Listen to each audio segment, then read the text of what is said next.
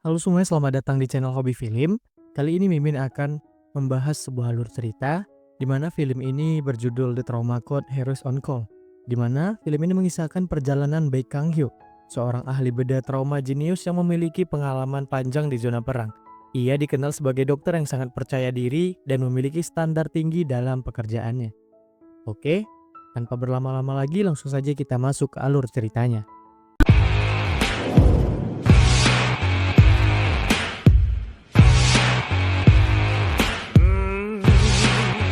Cerita dibuka dengan keadaan yang kacau balau. Seorang pria pemberani menembus jalanan di kota Timur Tengah yang sedang dibombardir habis-habisan oleh pesawat yang berterbangan ke sana kemari. Dengan kacamata hitamnya, pria itu menerobos reruntuhan menuju sebuah rumah sakit dengan tas yang penuh dengan kantong darah. Sayangnya, sepeda motor yang dipakainya terkena ledakan bom, sehingga ia pun terpental jauh. Beruntung, pria itu masih selamat dan langsung berlari ke rumah sakit tersebut.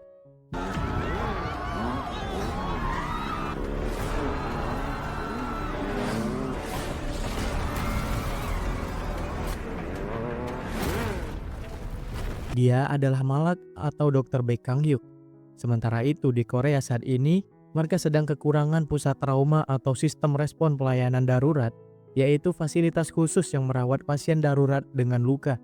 Sehingga dalam setahun ada 133 kasus, di mana pasien akhirnya meninggal karena fasilitas pusat trauma di Korea kurang memadai.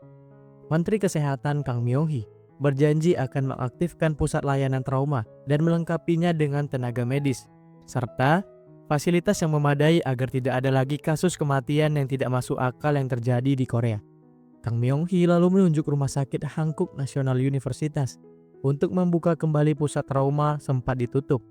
Karena pada saat itu, satu-satunya dokter spesialis trauma bekerja sendirian dan saking banyaknya pekerjaan, ia pun tumbang. Menurut Direktur Rumah Sakit Hankuk, jika Menteri Kesehatan ingin membuka pusat trauma, maka ia harus mendatangkan dokter spesialis trauma yang baru. Dan rupanya, Kang Myong-hee sudah mempersiapkannya. Dia adalah Dr. Baek Kang Hyuk yang sudah sampai ke Rumah Sakit Hankuk. Pada saat itu, seorang dokter bedah bernama Yang Jae-won mendapatkan telepon dari IGD. Seorang pasien dengan luka tusukan menunggunya. Pisau itu masih ada pada badan pasien, sehingga para medis harus berhati-hati. Saat hendak menyiapkan CT scan, Yang Jae-won menemukan memar di dada pasien. Setelah dicek, ditemukan gumpalan darah yang menekan jantung. Dan ia bingung apa yang harus dilakukan. Karena dokter spesialis jantung tengah melakukan operasi yang memakan waktu sekitar 2 jam lagi. Di masa kebingungan itu, kondisi pasien kian menurun. Yang Jae-won harus segera melakukan sesuatu. Tiba-tiba, Baek Kang Hyuk datang dan langsung mencabut pisau di badan pasien. Ia juga langsung menyedot gumpalan darah tersebut yang membuat kondisi pasien langsung stabil. Semua petugas medis kebingungan siapa pria tersebut. Baek Kang Hyuk lalu mengenalkan dirinya jika dia adalah dokter baru pusat trauma di Rumah Sakit Hankuk. Ia menegur dokter Yang Jae-won sebelum melakukan kepada pasien. Seharusnya dia mencari tahu terlebih dahulu apa yang terjadi kepada pasien tersebut, sehingga ia akan tahu apa yang harus dilakukan. Menurut Dr. Hong Jae-hoon, Baek Kang Hyuk dijuluki si tangan Tuhan. Julukan itu dibuat karena ia dengan mudah menyelamatkan nyawa para pasien. Ia bukan lulusan universitas ternama, terlebih Universitas Hankuk. Tapi, ia lama tinggal di luar negeri dan bekerja di Asosiasi Medis Perdamaian Dunia di Syria. Menurut Dr. Han Yurim, asosiasi itu hanyalah pekerjaan dokter biasa. Bagaimana bisa dia disebut sebagai legenda? Dan bagaimana bisa dia bekerja di Rumah Sakit Hankuk? Padahal dia lulusan universitas lain. Apalagi sampai bisa-bisanya dia direkrut oleh Kementerian Kesehatan. Sementara itu, Dr. Baek bersiap melakukan operasi pada pasien luka tusuk itu. Awalnya dokter anestesi bernama Huang tidak mau datang dan menyuruh pasien dioperasi besok saja. Ia bahkan memakai dokter magang di sana dan setelah diancam oleh Baek, ia pun langsung berlari menuju ruangan operasi. Saat operasi berlangsung, dokter ahli anestesi itu kembali melakukan kesalahan. Dengan asalnya ia memberikan obat anestesi yang tidak sesuai dengan kondisi pasien. Sehingga pasien banyak mengeluarkan darah. Saat itu, Baek Kang Hyuk langsung mengeluarkan dokter anestesi tersebut dan meminta dokter yang lain. Dokter-dokter Rumah Sakit Hankuk tidak percaya. Orang baru dari lulusan universitas tidak ternama berani-beraninya mengusir dokter anestesi Huang dan meminta dokter yang lain. Mereka lalu menunjuk seorang dokter magang ahli anestesi bernama Park Gyong-won. Meski baru magang, Dr. Park berhasil memikat hati Baek Kang-hyuk dengan wawasannya. Ia bisa mengatur detak jantung pasien dan memahami apa yang terjadi kepada pasien tersebut. Singkat cerita, operasi yang seharusnya berlangsung lama bisa selesai dalam waktu 1 jam.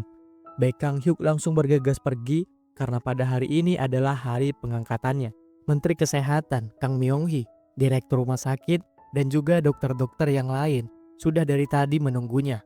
Saat ia datang, direktur langsung menyuruhnya untuk meminta maaf. Tapi Baek Kang-hyuk berkata, ialah yang harus mendapatkan permintaan maaf.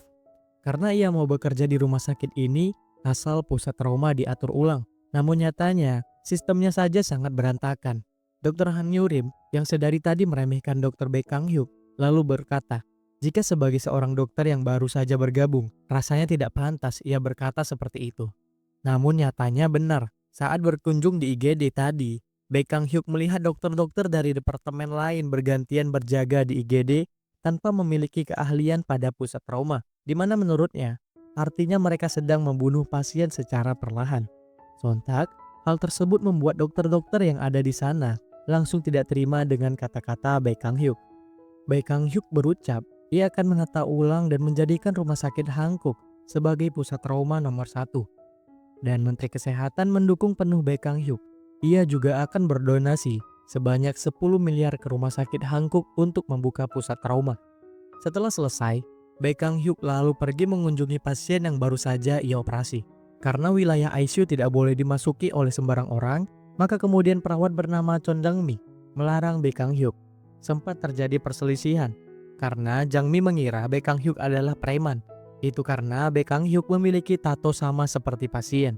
Tapi setelah dijelaskan oleh Yang Jae-won, barulah Jang-mi mengetahui jika Baek Kang-hyuk juga seorang dokter. Ia pun langsung meminta maaf.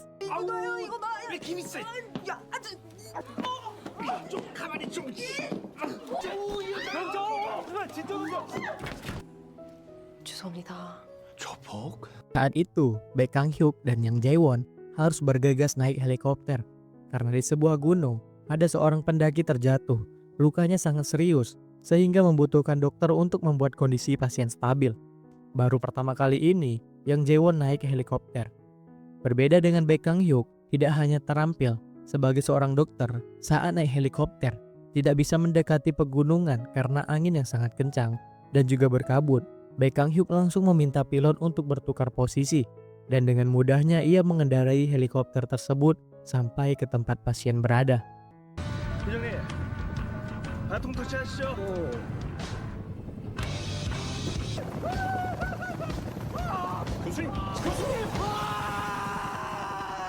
Akhirnya, Baek Kang-hyuk bertemu dengan pasien yang terjatuh dari pegunungan.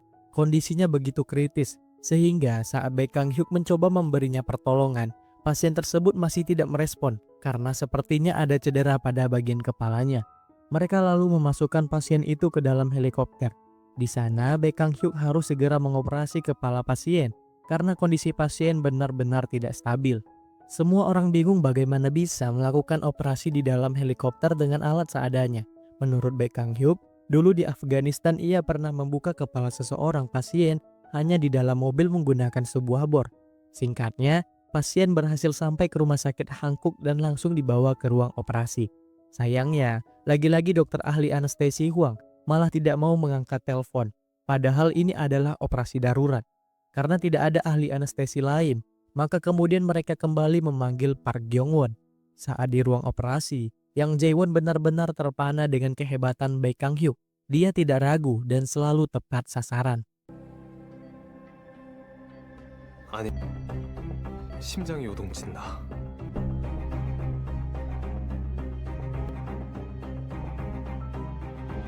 Selama operasi yang memakan waktu 2 jam itu, Yang Jae-won benar-benar kagum kepada Dr. Baek Kang-hyuk. Tidak pernah ia temui dokter hebat seperti Baek Kang-hyuk. Kekagumannya itu diketahui oleh Baek Kang-hyuk. Ia pun ingin Yang Jae-won bergabung bersamanya di pusat trauma sebagai dokter pendamping. Ia akan mengajari Yang Jae-won. Karena di antara semua mentor yang ada, Baek Kang-hyuk menyombongkan jika dirinya lah yang terbaik. Sayangnya, Yang Jae-won tidak bisa memutuskannya.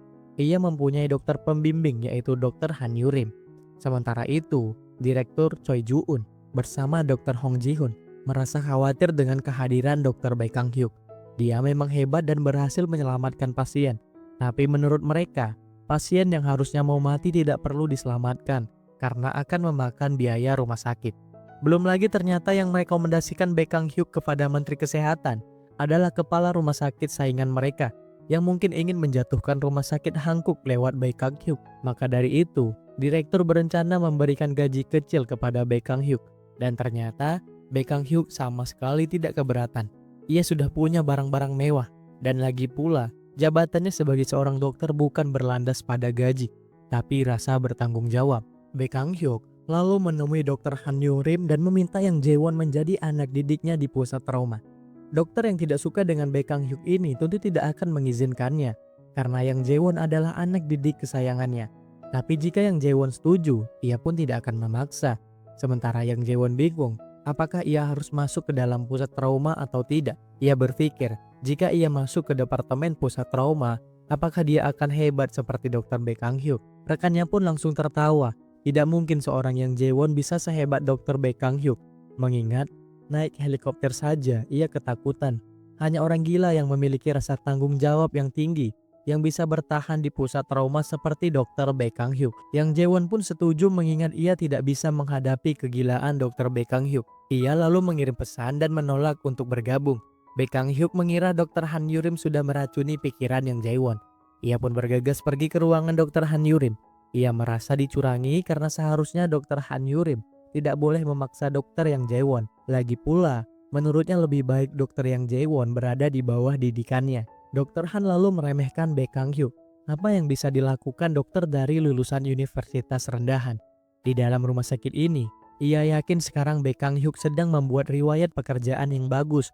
Makanya ia menerima pekerjaan di rumah sakit Hankook. Sebenarnya saat ini dokter Yang benar-benar bingung apakah ia harus menjadi anak didik dari Dr. Han Yurim yang memiliki reputasi dan banyak memiliki riwayat pendidikan, atau Dr. Baek Kang-hyuk, seorang dokter lulusan dari universitas tidak ternama. Melihat keraguan yang ada pada diri Yang Jae-won, Dr. Baek Kang-hyuk pun mengalah. Menurutnya jika keraguan itu ada pada diri seorang dokter, bisa dipastikan banyak pasien yang akan meninggal.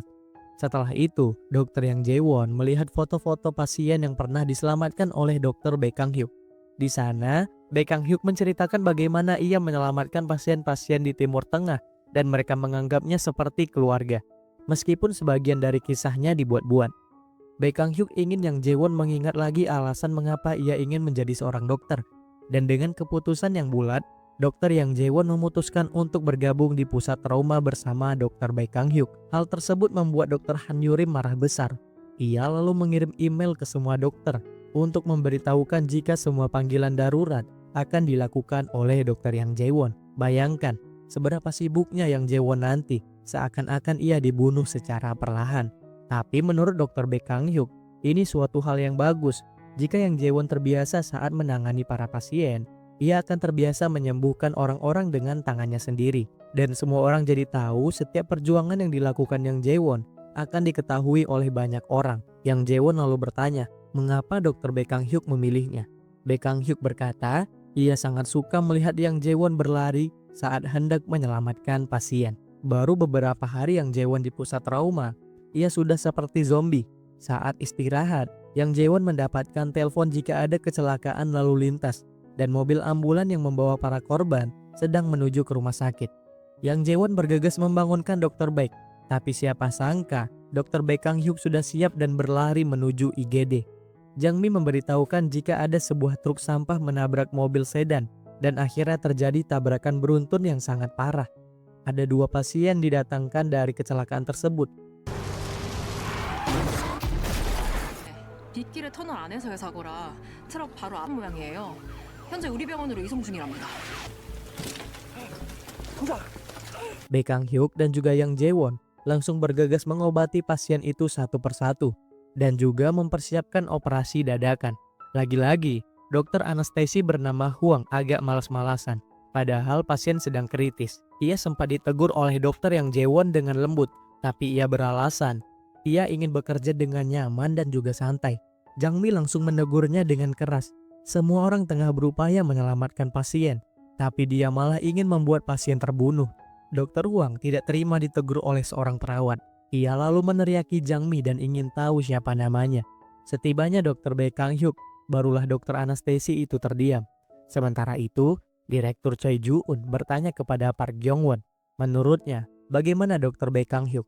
Gyong-won menyebutnya dia adalah seorang monster, di mana Dr. Baek bisa mengoperasi kasus sulit hanya dalam waktu kurang dari 2 jam. Direktur Choi memang tidak bisa membantah kemampuan Dr. Baek memang luar biasa, tapi menurutnya, orang jenius seperti dia akan membahayakan organisasi. Sehingga Direktur Choi meminta Park Gyong-won untuk memata-matai Dr. Baek. Sementara itu di ruangan operasi, terjadi sedikit masalah, di mana pasien ternyata mengalami pendarahan hebat dan livernya jadi tidak berfungsi meski baik-baik saja. Kemungkinan pasien akan meninggal. Jang Mi ingin memberikan saran yang langsung disanggah oleh dokter anestesi Huang. Menurutnya, tidak pantas seorang perawat memberikan saran. Yang Jae-won lalu berkata, jika Jang Mi adalah perawat senior yang sudah 5 tahun ikut ke dalam ruangan operasi, ia pasti memiliki wawasan yang luas, sehingga kemudian dokter langsung bertanya apa saran dari perawatnya itu. Jang Mi memberitahukan sebaiknya mereka melakukan donor liver.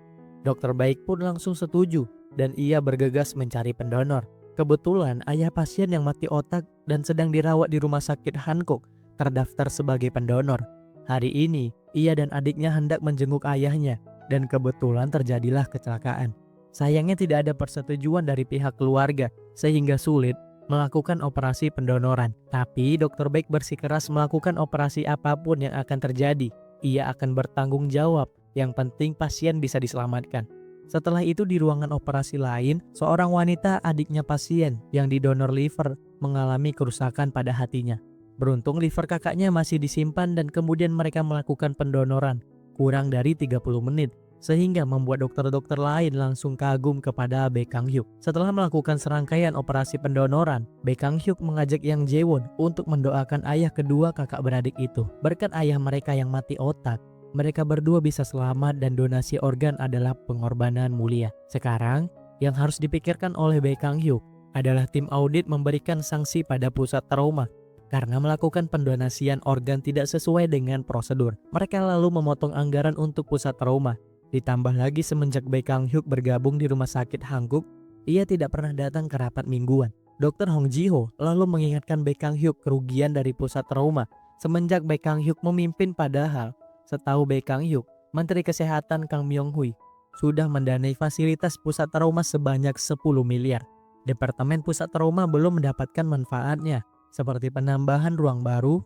Justru pasien ICU malah dipindahkan ke pusat trauma. Jika uang investasi dari pemerintah tidak dilakukan sebagaimana mestinya, artinya pihak rumah sakit Hankook sudah menyelewengkan dana yang harusnya digunakan untuk pusat trauma. Yang Jae-won khawatir dengan Dr. Baek karena ia dipanggil ke ruangan direktur hanya karena sudah menyelamatkan pasien. Untuk menyenangkan hati anak didiknya dan ucapan terima kasih karena sudah membantunya, Dr. Baek Kang Hyuk lalu mentraktir Yang Jae-won dan juga Jang Mi makan malam mewah. Karena pesanan mereka banyak, Jang Mi lalu bertanya mengapa Baek Kang Hyuk bisa jadi kaya. Apa dia memang terlahir kaya? Baek Kang Hyuk lalu bercerita jika hanya dia yang kaya, sementara orang tuanya sudah meninggal saat ia masih kecil. Ibunya meninggal saat ia masih sangat kecil, jadi ia tidak begitu ingat. Sementara ayahnya bekerja menjadi tukang bersih-bersih. Suatu hari, ayahnya kecelakaan dan kepalanya terluka parah. Saat itu tidak ada rumah sakit yang mau merawat ayahnya. Mereka menganggap ayahnya sudah mati, dan akhirnya benar ayahnya meninggal dunia tanpa penanganan. Itulah alasan Baek Kang Hyuk menjadi seorang dokter. Lalu dokter Yang Jae-won bertanya apa arti tato di tangan Dr. Baek. Ia hanya bilang, katanya tato ini membuatnya jadi anti peluru. Dulu ia pernah berjuang di medan perang, dan dia benar-benar tidak pernah tertembak.